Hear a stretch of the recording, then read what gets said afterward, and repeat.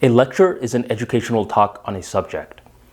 Now, this is a very formal definition, so allow me to give you an analogy. A lecture is what I call the skeleton. We're not talking about the skin of a human being.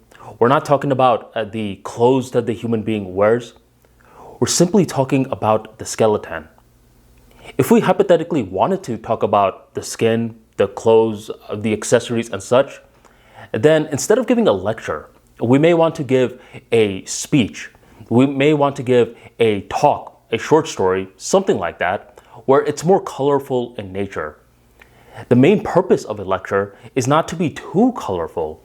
It's mainly to get the main points of a subject from point A to point B.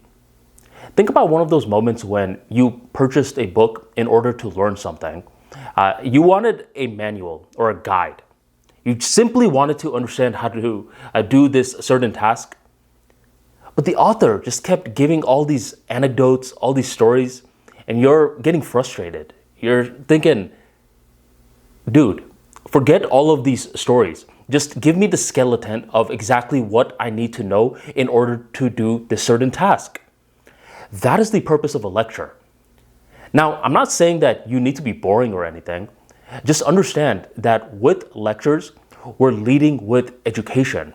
We want them to understand the main points of a subject so they can do a certain activity or they can be enlightened in regards to the subject.